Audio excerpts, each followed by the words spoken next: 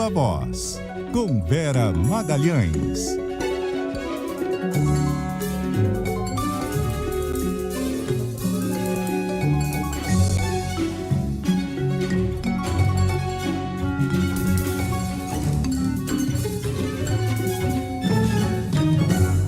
Olá, boa tarde, são 6h03, o Viva Voz está no ar, a noite também está no ar, o boa tarde virou boa noite e a gente hoje vai dissecar a pesquisa Datafolha que saiu no fim desta tarde, trazendo aí a disputa eleitoral em várias capitais, inclusive e principalmente aqui em São Paulo, onde o bicho está pegando, Carol Moran. A Carol Moran segue muda, agora voltou. Você me ouve? Agora eu te ouço. Agora sim. Boa noite, Vera. Boa noite. De novo para os ouvintes. Ainda bem. O bicho está pegando em São Paulo, no Rio de Janeiro, estabilidade, em BH, disputa pelo segundo lugar, né? Exato, um monte de candidatos, um empate ali, quádruplo ou quíntuplo. A gente vai falar de tudo isso, já trouxemos o Guilherme Muniz mais cedo e ele já está aqui do meu lado para a gente começar por São Paulo. A gente vai primeiro se debruçar sobre os números aqui de São Paulo, analisar conjuntamente, depois vai trazer reportagem, porque também o dia foi bastante quente aqui na disputa, com declarações para lá e para cá. Diga lá, Muniz, o que mudou no cenário da eleição paulistana, segundo o último Datafolha?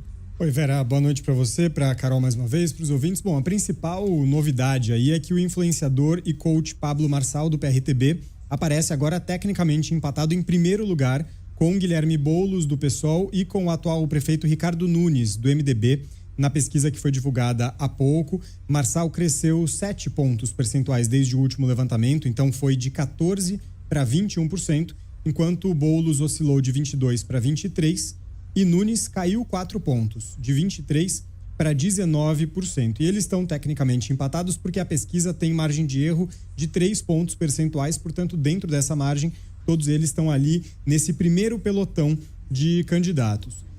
Um pouco abaixo vem José Luiz da Atena, do PSDB, que também mostrou aí uma tendência nova nessa pesquisa, porque ele começou a perder pontos na intenção de voto. Ele tinha 14% de intenção de votos, caiu para 10%.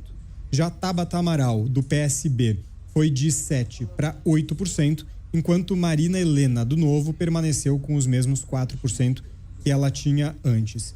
8% dos entrevistados pelo Datafolha aqui em São Paulo dizem que vão votar em branco ou nulo, eram 11% antes, então teve uma oscilação para baixo de 3 pontos percentuais, e 4% ainda dizem não saber em quem votar. E aí o número, né, o dado oficial ali, a pesquisa ouviu 1.204 pessoas entre os dias 20 e 21 de agosto, tem protocolo 8344 de 2024. E a gente pode olhar alguns outros dados, Vera, que ajudam a entender um pouco como que está acontecendo essa formação do voto aí dos moradores aqui de São Paulo. A alta nas intenções de voto de Marçal, ela agora está bastante perceptível, inclusive na intenção de voto espontânea, que é aquela quando os entrevistados dizem em quem vão votar de bate-pronto, mesmo sem ver uma lista dos possíveis candidatos. Nesse recorte, Boulos segue na liderança, ele tem 17%, mas Marçal chegou a 13%, sendo que ele tinha 1% antes. Nunes tem 7%, Tabata 4% e Datena 2%, mas ainda quase metade dos eleitores não sabem indicar um candidato sem ver a lista ali de opções. E ainda esmiuçando um pouco a intenção de voto de Marçal, ele cresceu nas intenções de voto no eleitorado masculino, pessoas com escolaridade média, e entre os evangélicos, ele agora lidera com 30% contra 22% do atual prefeito Nunes. E aí, nesse recorte específico, a gente precisa dizer que eles estão tecnicamente empatados, porque a margem de erro desse grupo específico é um pouco maior, é uma margem de 6 pontos percentuais. Para fechar os dados aqui de São Paulo, vou trazer também o detalhamento da influência do apoio político, como os eleitores que votaram nas eleições presidenciais, como eles estão votando agora, pretendem votar agora, né? Marçal cresceu na intenção de voto entre aqueles eleitores que escolheram Jair Bolsonaro para presidente em 2022, apesar do apoio formal de Bolsonaro a Ricardo Nunes atualmente. Entre os eleitores do ex-presidente, o apoio ao coach, né, passou de 29% há 2 semanas para 44%. Já Ricardo Nunes, que é o apoiado oficialmente ali por Bolsonaro, caiu de 38% para 30% entre os eleitores de Bolsonaro. E quando a gente olha para os eleitores de Lula nas últimas eleições, 44% dizem que vão votar em Guilherme Boulos, que é, de fato, quem tem o apoio formal do atual presidente. Vera. Tem 28% entre o eleitorado masculino, que corresponde a 48% da amostra. Isso, se eu não me engano, na pesquisa anterior, ele já tinha mais entre os homens do que na média, mas era algo como 18. Teve um salto de 10 pontos percentuais entre os homens. Então, uma espécie de manosfera se formando ali em torno do eleitor do PRTB. E essa coisa dos eleitores de escolaridade média, também ele tem aí 26% à frente, portanto, dos outros dois. É entre os mais pobres que ele se sai pior, e aí quem vai melhor são os outros candidatos. Impressionante essa arrancada. Essa arrancada na espontânea é uma coisa que mostra o poder das redes sociais. A gente tinha muita dúvida sobre se rede social forma voto. Essa dúvida começou a cair com a eleição do Bolsonaro, continuou caindo com o Milei e outros fenômenos dessa antipolítica e da política feita nas redes sociais. Mas eu acho que essa arrancada, depois que a campanha começou, mostra ali que o cara realmente tem muito poder. Mas também pode mostrar o peso da TV, porque teve o debate da Band, que foi quando ele surgiu de uma maneira mais fulgurante. O que os marqueteiros estão contando é que, com o início do horário eleitoral, o tempo de TV do prefeito Ricardo Nunes pode fazer uma diferença grande ali. Porque ele tem 60% do tempo de TV. Vai ter algo como 55 inserções diárias. É muita coisa, é muito mais do que qualquer um outro. E como agora ele foi superado numericamente pelo Pablo Marçal, ele forçosamente vai ter de usar uma parte desse latifúndio de tempo na TV que ele tem para tentar desconstruir o seu adversário direto pela vaga no segundo turno. Porque a gente imaginando ali as balizas da política, se elas não forem todas derrubadas ao longo da campanha, imagina-se que uma vaga é para um candidato do campo da centro-direita e outra para o campo da centro-esquerda. Então, os aliados do Boulos estão meio no discurso de que isso mostra que ele vai para o segundo turno e que a disputa é para ver quem vai contra ele, entre o prefeito Ricardo Nunes e o Pablo Marçal. Nessa lógica, a prevalecer essa lógica, o adversário de agora do Ricardo Nunes é o Pablo Marçal, e ele vai ter de usar o tempo de TV dele para desconstruir o Marçal, Carol. E sabe que eu tô curiosa? Não tem cenário de segundo turno com o Pablo Marçal, né? Só tem segundo turno com Nunes e Boulos, mostrando aí o Nunes com 47% e o Boulos com 38%. Tô curiosa para saber como é que vai ser essa pesquisa quando entrar o nome do Pablo Marçal contra o Boulos. Se necessariamente ele vai ter esse mesmo percentual ou se vai ter um perfil aí de eleitor conservador que votaria no Nunes, mas que teria receio de votar no Pablo Marçal por ser essa figura, né, uma revista que veio do nada, com essas posições super polêmicas. Estou bem curiosa para esse cenário de segundo turno. Viu, mas que aí esse eleitor, a opção sendo o Guilherme Boulos, a gente não sabe o que ele faria. Existe essa curiosidade e existe uma aposta na campanha do Guilherme Boulos, com a qual conversei depois do Datafolha, de que um segundo turno com o Pablo Marçal poderia ter um efeito 2022. Que é esse efeito de consolidar ao lado do Boulos forças que normalmente uma percepção de que ele é um radical ou foi um radical há muito pouco tempo. E o Marçal é um desconhecido, também não é exatamente um Bolsonaro. Já está sendo acolhido abertamente por setores de renda alta e escolaridade alta antes do Bolsonaro. A gente está a 40 dias da eleição. Se a gente pensar no arranque final do Bolsonaro, se deu principalmente depois da facada ali, no último mês, menos de 30 dias. No Pablo Marçal, você já vê a elite metabolizando essa figura que é antipolítica e que a gente não sabe o que fez e que não sabe direito o que propõe. Então, tem componentes novos nessa disputa e por isso ela vai se tornando, de longe, a meu ver, a disputa mais interessante da gente acompanhar. O dia também foi bastante quente aqui, de declarações e de bate-bocas. Quem vai trazer um resumo dessa ópera pra gente é o André Pinheiro, já está na linha com a gente. Boa noite, André. Boa noite, Vera. Boa noite para Carol e também ao nosso ouvinte. Pois é, o candidato à Prefeitura de São Paulo, Pablo Marçal, do PRTB, e o ex-presidente Jair Bolsonaro trocaram acusações sobre a participação do influenciador na campanha eleitoral de 2022. Tudo começou com um comentário de Marçal numa publicação de Bolsonaro nas redes sociais. O influenciador escreveu, abre aspas, eles vão sentir saudades de nós, fecha aspas, em referência ao governo Bolsonaro. O ex-presidente respondeu fazendo uma pergunta, abre aspas, nós? Um abraço, fecha aspas. Em resposta, Pablo Marçal disse ter doado R$100 mil à campanha à reeleição de Bolsonaro e ter ajudado nas estratégias digitais. Em entrevista ao portal Metrópolis, Bolsonaro disse que falta caráter a Marçal e que ele só passou a apoiá-lo em 2022 na reta final da campanha.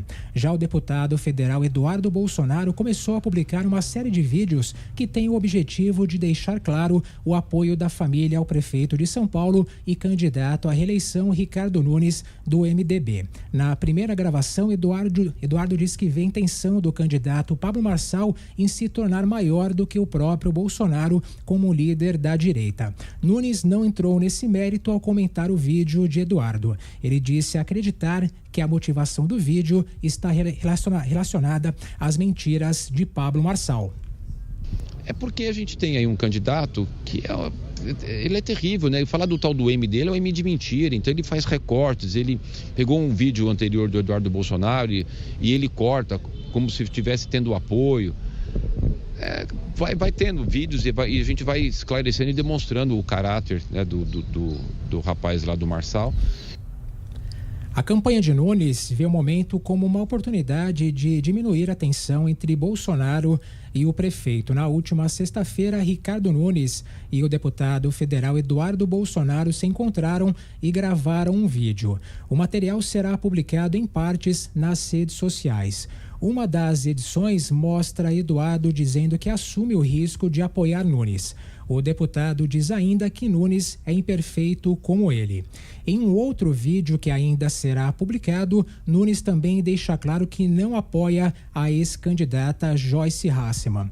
Diz que ela é apenas uma candidata da coligação e que a chance de tê-la como futura secretária é menos que zero. Vera. Obrigada, André, pelas suas informações. Isso que o prefeito não está com medo do Marçal, né? Ele falou que a Joyce nem mal conhece, não tem a menor chance de ser sua secretária. Que mais? Faz os vídeos, aí a gente tem que ficar correndo atrás dos vídeos. Enfim, a campanha do Nunes tem dado muitas demonstrações de que está preocupada. Tem essa estratégia, né, Carol e Muniz, de não ir aos debates. E aí eu perguntei, com esse empate triplo no primeiro lugar, essa estratégia se mantém? E aí é uma estratégia que depende muito de estar concatenada entre os candidatos. Porque se mais de um deixar de ir, todos combinarem de não ir, o que eu apurei é que, por exemplo, a TV Gazeta, se não for o Nunes, nem o Datena, nem o Boulos, não deverá fazer o debate marcado para o dia 1º. Aí é uma coisa que você suprime o debate. Não dá ao Marçal a chance de dizer que todo mundo fugiu. O debate vai ser cancelado, não tem vídeo a partir disso. Agora, fazer um debate lá com ele, os púlpitos vazios, tem divergência sobre isso e isso foi uma boa estratégia. Já ouvi, tá vendo como a gente fez certo? O engajamento dele baixou. Realmente tem uma reportagem da Folha de São Paulo mostrando uma queda vertiginosa no engajamento digital dele nos dias que se seguiram ao debate não realizado da Veja. Mas já ouvi gente dizendo, olha, com a situação assim tão embolada, não dá para dar a sensação de que a gente está com medo dele. Então, cada dia está mudando a estratégia nos QGs da campanha por essa volatilidade das pesquisas e pela imprevisibilidade que ele acrescenta ao debate. Depois da divulgação da pesquisa, já teve uma aspa dele nas suas redes digitais dizendo que vai vencer no primeiro turno, que o pesadelo virou realidade, somos só nós, o povo e Deus, contra tudo e todos. A piada virou pesadelo e não vai ter segundo turno. Então, é isso, a grande possibilidade aí de ele mexer com a estratégia de todas as principais campanhas até agora. Vamos sair de São Paulo. Até para além Diga, das Carol. campanhas, né, Vera? Porque temos uma reação da família Bolsonaro, né? O Bolsonaro não está gostando nada do Pablo Marçal mostrando suas asinhas. Já teve bate-boca em rede social do Bolsonaro, dos filhos do Bolsonaro com o Pablo Marçal. Eu acho que já tem um clima de alerta até para além dessa campanha do que o Pablo Marçal pode representar mais na frente, né? E Exato, tem um diga. ponto de atenção também, de entender ainda na linha do que a Carol trouxe, que é como a campanha de Nunes vai se valer do apoio de Bolsonaro, porque Nunes também tem ali um apoio meio tímido, né? Ele evita puxar Bolsonaro muito para perto, Bolsonaro também evitou puxar Nunes muito para perto, e os votos de Bolsonaro estão indo para outro candidato. Eu acho que agora ele vai se abraçar no Bolsonaro e no Tarcísio, enquanto ele puder. Enfim, a ponto de ir no 7 de setembro, acho que vai ter que pagar o pacote premium, não vai poder ficar só com o pacote ali menor, vai ter que pagar o total, camarote VIP, com a experiência completa, porque aí mostra que o Marçal está liderando no eleitorado bolsonarista. Mas eu acho que tem também um risco pro Bolsonaro e a família que eles já perceberam com esses ataques. É o seguinte, e se esse cara ganha sem o nosso apoio? Porque aí você coloca em perspectiva a importância do apoio do Bolsonaro para esse eleitorado. Mostra que o eleitorado não é mais necessariamente só bolsonarista, que é um eleitorado que está em transe e em trânsito. Então, tem muitas camadas de questões aí nessa eleição e por isso vai ser muito bom da gente acompanhar. Mas eu queria fazer um giro também pelas outras capitais. Muniz, o que mais que o Datafolha trouxe em Rio? Acho que a gente pode ficar em Rio, BH e Recife, que eu achei muito fora da curva. Sim, vamos lá. Vamos começar por Rio de Janeiro. Por lá, a disputa segue com Eduardo Paes, atual prefeito do PSD, na liderança da corrida. Ele que tem 56% das intenções de voto. Isso representa uma oscilação positiva, mas ainda dentro da margem de erro. Ele tinha 53% na pesquisa anterior. E aí, na sequência, vem Alexandre Ramagem, do PL, com 9%, e Tarcísio Mota, do PSOL, com 7%. E como essa pesquisa tem margem de erro de 3 pontos percentuais para mais ou para menos, a gente pode cravar que Alexandre Ramagem e Tarcísio Mota, nessa pesquisa, aparecem em empate técnico. Tem aqui também um outro recorte da pesquisa espontânea, em que Eduardo Paes tem 31% das intenções, Alexandre Ramagem 6% e Tarcísio Mota 2%, uma análise aí bastante parecida com os dados gerais. Diferentemente de São Paulo, tem alguns cenários de segundo turno. Nesses cenários, Eduardo Paes vence com uma larga margem, tanto vence Alexandre Ramagem quanto Tarcísio Mota. E aí, só para a gente trazer os dados da pesquisa, foram 1.106 eleitores ouvidos nos dias 20 e 21 e a pesquisa foi registrada com o protocolo RJ 7042/2024. Para ficar no Rio Gastronomia aí, tá sopa no mel para ele. É isso, Carol Moran? Pelo que está saindo nas pesquisas, acho que o que poderia modificar essa vantagem do Eduardo Paes seria o Ramagem crescer à medida que ele vai ficando mais conhecido, né? Mas não é isso que está acontecendo. Ele, de fato, está sendo mais conhecido pela população, aumentou em 10 pontos aí o percentual dos cariocas, né, dos eleitores que dizem que o conhecem, 47%, mas ele subiu 2 pontos só nas pesquisas de intenção de voto. Nas espontâneas, acho que ele sobe 4 pontos, passou de 2 para 6. Então, o Ramagem está mais conhecido, as pessoas já estão associando ele à figura do Bolsonaro, e mesmo assim, Eduardo Paes ainda conseguiu crescer de 53% para 56%. Claro que a eleição só acaba quando termina, mas a situação do prefeito é bastante confortável, né?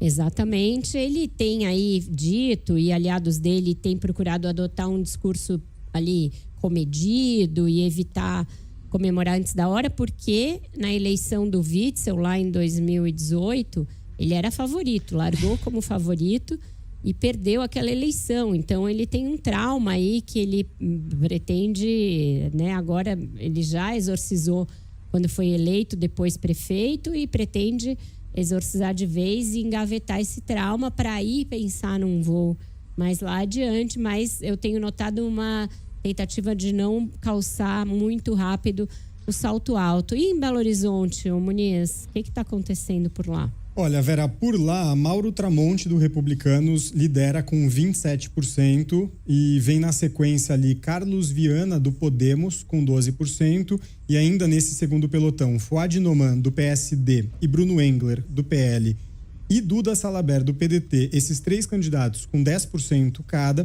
seguidos por Rogério Correia, do PT, com 7%. O que chama atenção é que na pesquisa espontânea, quando os entrevistados respondem sem ver a lista do nome dos candidatos, 64% dos entrevistados pela Datafolha dizem que se mostraram ali indecisos em quem votar. Essa pesquisa ouviu 910 pessoas entre os dias 20 e 21 de agosto, margem de erro de 3 pontos percentuais para mais ou para menos, e o protocolo dessa pesquisa na Justiça Eleitoral é MG 5345/2024. Pois é, o Tramonte, ele conseguiu o fato inusitado de juntar o governador, Romeu Zema, e o Alexandre Calil, ex-prefeito da cidade, que era o prefeito nessa gestão atual, renunciou para concorrer ao governo contra o Zema e que brigou com o seu aliado e seu sucessor na prefeitura, o Fouad Noman. Então, a gente tem aí essa situação que causou muita controvérsia, o eleitor no começo ficou muito confuso, os bolsonaristas também criticaram muito, mas, por enquanto, virou uma vantagem para o Tramonte, que é uma espécie de Datena mineiro, ele é um apresentador de TV, mas também já é deputado estadual, tem isso que o diferencia do Datena, então mais ali próximo de um Russomano ou do próprio João Leite, que já foi deputado e era também da TV e que renunciou, ou foi renunciado pelo PSDB, mas por hora ele está se valendo desse fato de juntar tanto Zema quanto Calil na sua chapa, e esse empate aí no segundo pelotão para ver quem vai para o segundo turno contra ele, né? O Fouad tem a vantagem de ter o maior tempo de TV, não tanto quanto o Ricardo Nunes aqui, é uma coisa um pouco mais bem equilibrada lá, mas sim, conseguiu uma coligação que lhe dá o maior tempo de TV e além da máquina e tal, então é uma tentativa de se tornar mais conhecido, usar o tempo de TV para garantir esse lugar no segundo turno e aí talvez contar com o apoio mais explícito do Lula, porque até aqui a esquerda está bem dividida em 3 candidaturas por lá.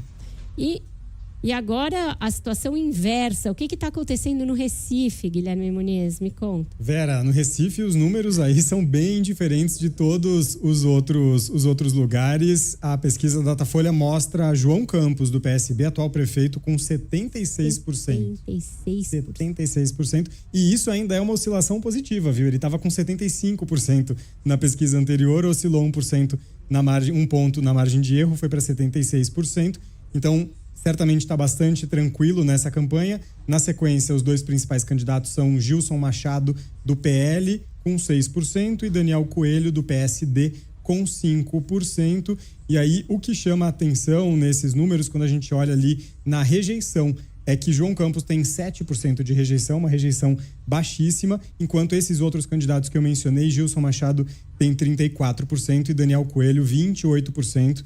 O que ajuda talvez a explicar um pouquinho esses números, né, Vera? 76%, impressionante. Vamos para o intervalo antes que o Ender Salles nos mate. Depois Repórter CBN, voltamos com a Renata Agostini.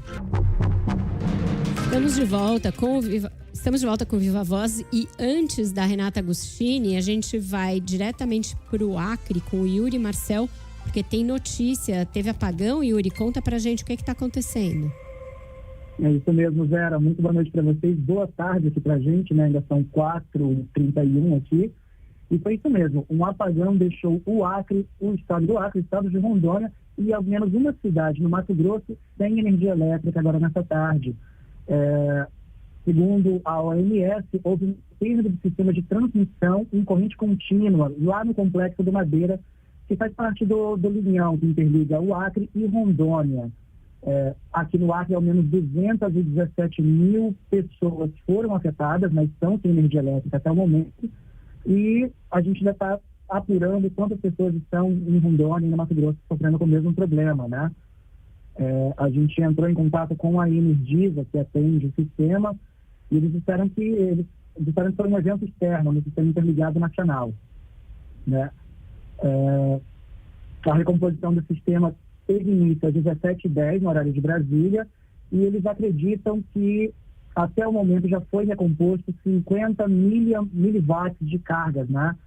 Ainda não há exatamente um tempo para que o serviço seja restabelecido, né? Ainda não há uma previsão. Mas, assim, nós estamos... o G1, a gente entrou em contato com eles, a concessionária informou que ocorreu um esquema regional de alívio de carga para tentar resolver o problema ali em Rondolândia, no Mato Grosso. Lembrando que a Energisa é uma concessionária que está presente em São Paulo, Paraíba, Sergipe, Tocantins, Mato Grosso do Sul, Minas Gerais e no Rio de Janeiro também. Mas não há relato de apagão nessas regiões. A gente teve aqui alguns relatos também de alguns problemas, né? Nós tivemos 2 funcionárias da Prefeitura de Rio Branco que ficaram presas no elevador do prédio e precisaram ser resgatadas pelo Corpo de Bombeiros. Nós também tivemos relatos de falta de energia na fundação do Hospital Estadual do Acre, a Fundacre, e escolas da capital que liberaram os alunos por conta do calor. Lembrando que a gente está aqui vivendo também um período de seca extrema, não é? Então, assim, está muito quente, então sem energia. Sim. A situação fica um pouco mais complicada. Caramba, obrigada. Oi, Yuri, obrigada pelas suas informações. A gente vai atualizando com você depois mais informações, e Brasília também vai entrar no circuito para apurar o que está acontecendo e quais medidas o ONS e o governo vão adotar para fazer frente a esse problema, que já era algo previsto que poderia acontecer, dadas as queimadas que estão acontecendo na Amazônia. Milena Teixeira já tem informações, aliás, sobre isso. Diga lá, Milena, boa noite para você. Boa noite, Vera. Boa noite para os nossos ouvintes. Olha, Vera, o Ministério de Minas e Energia acaba de anunciar a criação de uma sala de situação para restaurar aí a energia elétrica nos estados do Acre e de Rondônia, após esse apagão aí que atingiu os 2 estados. O ministro Alexandre Silveira, que é chefe aí da pasta de Minas e Energia, determinou a abertura dessa sala de situação, que vai ter a participação do Operador Nacional do Sistema Elétrico, ANS, da Agência Nacional de Energia Elétrica, ANEEL, e do Corpo Técnico do Ministério de Minas e Energia. O objetivo aí dessa sala é recompor o sistema e acompanhar também de perto todas as medidas que estão sendo tomadas. A recomposição das cargas dos estados começou às 5h10 da tarde, segundo a pasta, e a previsão é que o serviço seja totalmente restabelecido já nas próximas horas. Ainda de acordo com o Ministério de Minas e Energia, eles também esclareceram, Vera, que apesar do incidente, as condições de atendimento do sistema elétrico brasileiro permanecem confiáveis em todo o território nacional. Então, a informação de agora é que o Ministério de Minas e Energia criou aí essa sala de situação, acaba de criar essa sala de situação para restaurar a energia elétrica no Acre e também em Rondônia. Eu volto com mais atualizações, Vera. Milena, eles não aventaram nenhuma possibilidade para as causas e nem fizeram nenhuma relação com o tempo seco, com os incêndios, com nada disso, né? Por enquanto. Nessa primeira nota, ainda nessa primeira nota não, viu, Vera? Eles falam aí, né, da criação dessa sala de situação, eles asseguram que isso não deve acontecer em outros estados, e até vou ler até um pedaço da nota deles aqui do início. Eles dizem isso: o Ministério de Minas e Energia informa que houve bloqueio de alguns ativos do sistema de transmissão que atende os estados de Acre e Rondônia, e que isso aí provocou a interrupção à carga desses estados. Esse é o argumento que eles usam. Eles afirmam que isso aconteceu hoje ali no começo da tarde. Ou seja, eles mostram que eles não têm a menor ideia do que aconteceu ainda. Tá bom, Milena, obrigada pelas suas informações. A gente volta com você assim que tiver novas atualizações, e também com o Yuri lá no Acre. E agora sim, vamos para o ponto de vista. CBN Ponto de Vista, com Renata Agostini.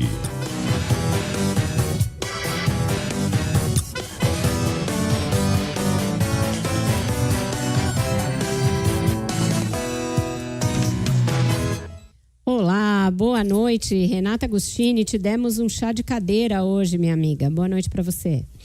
Boa noite, Vera. Boa noite, Carol. Boa noite aos ouvintes. Imagina, a notícia é sempre prioridade. Eu aproveitei aqui para ficar atualizadíssima sobre o que está acontecendo aí, esse apagão, coisa triste.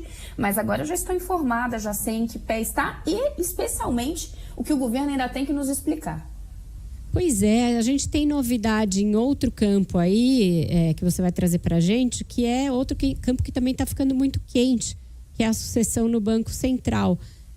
O que está acontecendo? O que o ministro Fernando Haddad falou hoje? O que essa fala já indica para a gente, Renata?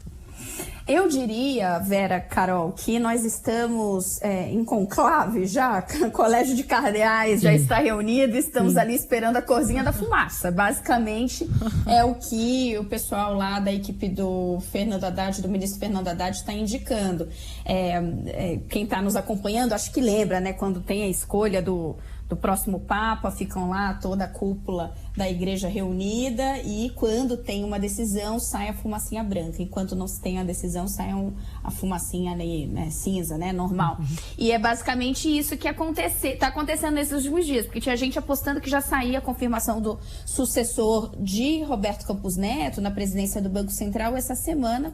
Por hora ainda não temos. E por que essas indicações começaram a surgir? Primeiro porque Fernando Haddad esteve com Lula recentemente para tratar sobre isso. Inclusive hoje o ministro Fernando Haddad confirmou que Lula já pediu até a indicação dos nomes para as demais diretorias, dando a entender que o nome para a presidência do Banco Central já está ali pacificado. A expressão que o ministro Fernando Haddad usou agora de tarde, quando falou sobre esse assunto, foi que o nome do próximo presidente já está na cabeça do presidente. Então, ele deixou ali, ele citou sobre essas recomendações dos outros nomes da diretoria, porque o presidente terá, né, de fazer essas indicações, porque os mandatos estão vencendo, mas também porque houve uma reunião do presidente Lula com o presidente do Senado, Rodrigo Pacheco, no qual eles também trataram sobre a sucessão no Banco Central.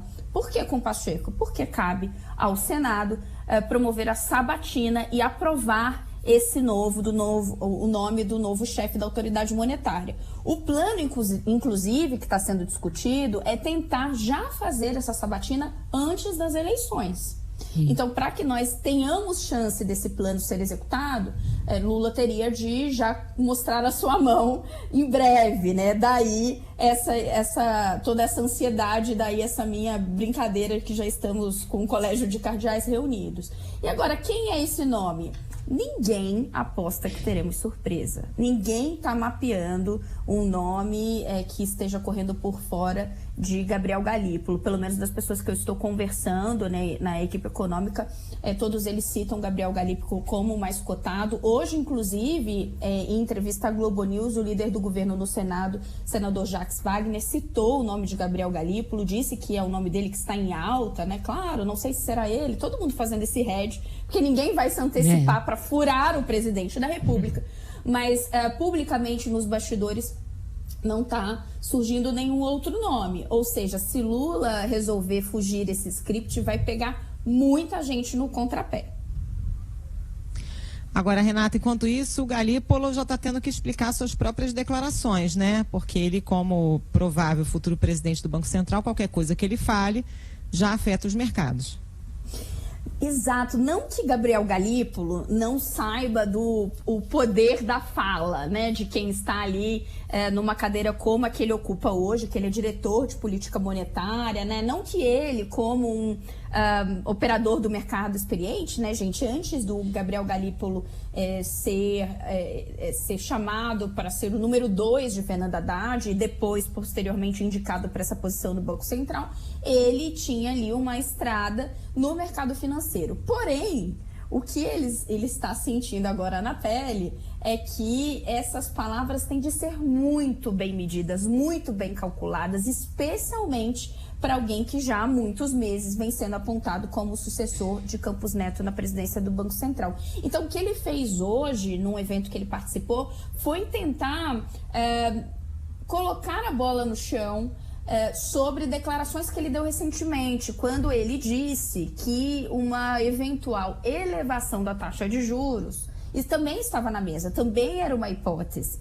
Isso fez com que, de um lado, você mexesse com as expectativas do mercado. A gente teve gestores importantes que muita gente para escutar falando publicamente sobre isso. Então, que esse cenário de uma eventual alta de juros, que estava ali, né, como uma possibilidade, mas não estava sendo uma aposta mais certeira, né, a aposta corrente estava sendo na manutenção dessa taxa de juros. Esse cenário mudou a partir da fala de Galípolo. E aí, Galípolo foi hoje tentar dizer, olha, não é bem isso, eu não falei nada que estava diferente da ata, não tem nenhuma discordância com o restante da equipe, né, dos integrantes da diretoria do Banco Central que compõem o Comitê de Política Monetária. Eu não estava dando, no jargão que eles usam, né, guidance, que é basicamente uma direção para onde a coisa tem que ir.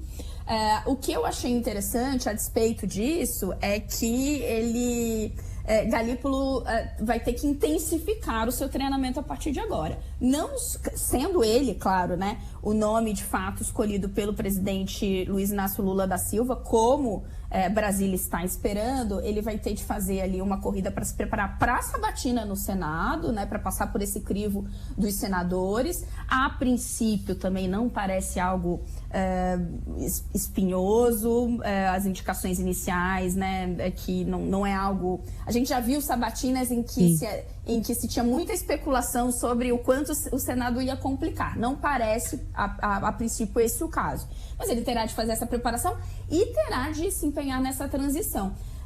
Esse script todo confirmado, meninas, vai acontecer algo que a própria equipe econômica vinha advogando. Que era a gente tratou sobre isso aqui no ponto de vista, que era uma tentativa de não fazer tanto preço, né, como eles gostam de falar, na transição do Banco Central. Campos Neto também vinha pedindo, vamos fazer uma transição suave. Se isso tudo acontecer, nós teremos de fato. E aí chamo a atenção para uma coisa. Sendo Galípolo o nome confirmado, Lula terá de fazer uma indicação a mais para o Banco Central, além das já previstas, porque aí ele vai deixar vaga o posto da diretoria de política monetária. É isso, Galípolo é alguém que tem hábito de falar demais, né? Falava demais como adjunto do Haddad, migrou para o BC sem perceber que a posição exigiria que falasse menos, ainda mais estando para ser ungido ao BC. Obrigada, Renata, pelas suas informações de hoje. Terça-feira a gente volta contigo. Bom fim de semana para você. Obrigada, meninas. Terça-feira a gente volta e uma semana que vai ser cheia de notícia e informação. Nessa área econômica a gente vai ter orçamento, vai ter detalhamento daquele pacotão de corte de gastos, vai ter muita coisa pra gente debater aqui. Bom fim de semana. Um beijo. Tá bom, querida. Valeu, obrigada para você também. A gente vai para mais um rápido intervalo e volta já para o encerramento do Viva Voz. Estamos de volta com o Viva Voz e hoje foi promulgada aquela PEC da anistia que livrou os partidos de terem de pagar multa pelo descumprimento de financiamento de candidaturas de pretos e pardos e outras benesses a mais. Quem traz as informações com a gente está de volta aqui ao Viva Voz é a Milena Teixeira. Boa noite, Milena. Boa noite, Vera. Boa noite para os nossos ouvintes. Pois é, Vera, mais cedo eu acompanhei no Congresso Nacional a promulgação aí, uma rápida sessão solene da PEC da anistia, que, como você disse, livra partidos políticos de multas eleitorais. Esse projeto, Vera, também anula as multas das legendas que descumpriram regras de repasse mínimo de dinheiro para financiar aí as candidaturas de pessoas negras nas últimas eleições. O texto também institui um programa de refinanciamento de dívidas das siglas e permite a utilização de recursos do fundo partidário para pagar as multas eleitorais. Essa proposta passou pela Câmara e pelo Senado e teve amplo apoio dos partidos, tanto da base do governo, como aí os partidos da oposição. Com a promulgação, Vera, essas novas regras já passam a valer, inclusive, para as eleições municipais de outubro. E aí, como é uma emenda à Constituição, não tem sanção ou veto por parte do presidente da República. Pelo texto aprovado, é uma redução de 50% para 30% de recursos do fundo eleitoral e partidário destinados aí para a candidatura de pessoas negras. Só que neste ano, os candidatos negros são a maioria, conforme o último levantamento divulgado pela Justiça Eleitoral. Eles representam aí quase 53% das candidaturas. Mas com esse texto aprovado da PEC, eles podem aí, esses candidatos, ter o financiamento ameaçado. A redução, inclusive, no percentual mínimo de aplicação de recursos em candidaturas de pessoas negras é criticada por diversas entidades. Com a promulgação dessa medida, os partidos vão ter até o próximo dia 30 de agosto para distribuir o dinheiro do fundo eleitoral, já com essa redução que afeta os candidatos pretos e pardos. Além de anular as multas relacionadas a esse financiamento de candidatos negros, a PEC também perdoa outras irregularidades cometidas pelos partidos na prestação de contas eleitorais. Então, Vera, hoje, em uma rápida sessão, o Congresso Nacional promulgou aí essa PEC da anistia que livra esses partidos de multas eleitorais, que perdoa dívidas e que também permite que eles reduzam aí essa verba para candidatos negros. Vera. Obrigada, Milena. Pois é, e ainda na semana que vem, ou nos próximos dias, podem votar no plenário aquela proposta que foi votada ontem na CCJ, que flexibilize bastante a lei da ficha limpa. Então, tem aí um mutirão em causa própria por parte de deputados e senadores nesses esforços concentrados. Carol, a gente continua em Brasília. Diga, amiga. Não. Pode seguir. Eu ia falar justamente para seguir para o último assunto. Vou seguir com a Samantha Klein para o nosso último assunto aqui do Viva Voz, porque tem novidades do inquérito aberto pelo ministro Alexandre de Moraes para apurar as mensagens que foram divulgadas entre ex-auxiliares dele a respeito dos inquéritos que ele toca no Supremo e no TSE. Boa noite, Samantha. Boa noite, Vera e Carol. Olha, o ministro Alexandre de Moraes, do Supremo Tribunal Federal, citou a Polícia Civil de São Paulo no inquérito para investigar esse caso da troca de mensagens informalmente entre auxiliares dele no STF e no Tribunal Superior Eleitoral. E Moraes ainda fala em possível vazamento criminoso do conteúdo das conversas entre essas pessoas que trabalhavam com ele nas duas cortes. Visto como uma peça-chave para o caso, o ex-chefe da Assessoria Especial de Enfrentamento à Desinformação do TSE, Eduardo Talhaferro, teve o celular apreendido em maio do ano passado ao ser preso em flagrante por acusação de violência doméstica contra a ex-companheira. O celular dele ficou sob custódia da Delegacia Seccional da Polícia Civil de Franco da Rocha, na Grande São Paulo, durante 6 dias. E segundo o advogado, o celular não estava lacrado quando foi devolvido a Talhaferro. Ainda conforme Eduardo Kuntz, conversei com ele hoje à tarde, o cliente não forneceu uma senha durante a apreensão, porque esse aparelho, inclusive, estaria desbloqueado. E em resposta, a Polícia Civil de São Paulo informou ter tomado conhecimento desse caso no último dia 15 e que já instaurou um procedimento investigativo na corregedoria da instituição. Já a Procuradoria-Geral da República deu aval agora à tarde para a quebra de sigilo bancário e telefônico de Talhaferro. Vale destacar ainda que o ex-chefe do Departamento de Combate à Desinformação do TSE prestou um depoimento longo hoje à Polícia Federal, em São Paulo mesmo. Segundo o advogado, ele respondeu a todas as perguntas, mas nega ter envolvimento com o vazamento, portanto, dessas mensagens, daquelas comunicações informais entre os juízes auxiliares aí do STF e do TSE. Nesse caso, a deputada Carla Zambelli também é citada pela Polícia Federal. Essa citação se refere porque ela fez algumas publicações no X em alusão à prisão de Talhaferro e chegou a publicar uma foto da prisão dele no Camburão, o que causou estranheza também por parte da Polícia Federal. Conversei também com o advogado de defesa da deputada, Daniel Bialski. Ele disse que a citação contra a parlamentar pode ser considerada absurda e que ela não tem nenhuma relação com esses fatos, assim como nem conhece os auxiliares envolvidos nesse caso do TSE.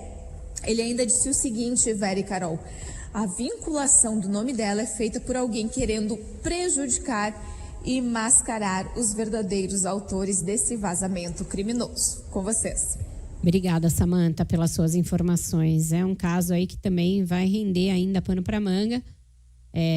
Parecem medidas bem drásticas ali tomadas no bojo desse inquérito, Carol. Ficamos por aqui hoje, Vera? Ficamos, amanhã tem mais, vai ter desdobramento de todas essas pesquisas, certamente. Promete ser um dia quente também para a gente fazer o nosso fecho da semana. Até amanhã. Até amanhã, boa noite para você. Para você também.